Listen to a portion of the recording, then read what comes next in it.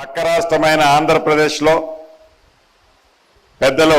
నారా చంద్రబాబు నాయుడు గారు ముఖ్యమంత్రి అయిన తర్వాత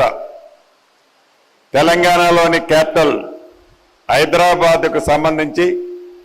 డెఫినెట్గా రియల్ ఎస్టేట్లో కరెక్షన్ వస్తుంది, ఏదో జరిగిపోతుంది అని కొంతమంది ఏదైతే అపోహ ఉందో ఆ అపోహకి వేదిక ద్వారా ఒక క్లారిటీ ఇవ్వదలుచుకున్నాను. అమరావతికి హైదరాబాద్కి మీరు ఏ కంపేర్ చేసినా, దేంట్లో చూసినా, ఏ రంగంలో చూసినా హైదరాబాద్కు ఉండే అడ్వాంటేజ్ డెఫినెట్గా హైదరాబాద్కే ఉంది. ఈ హైదరాబాద్కి వచ్చే బెనిఫిట్స్ లో కానీ, ఇన్వెస్టర్స్ కానీ, భవిష్యత్తులో ఇక్కడ ఈ రాష్ట్ర ప్రభుత్వం తీసుకునే కొన్ని నిర్ణయాలు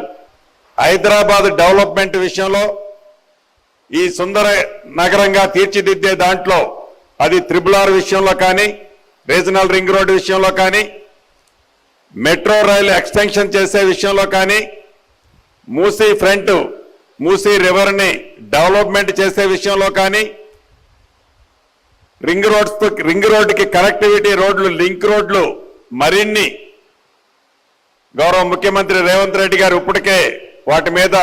పూర్తి దృష్టి ఈ ఎలక్షన్ పార్లమెంట్ కోడ్ అయిపోయిన తర్వాత పూర్తి దృష్టి పెట్టారు.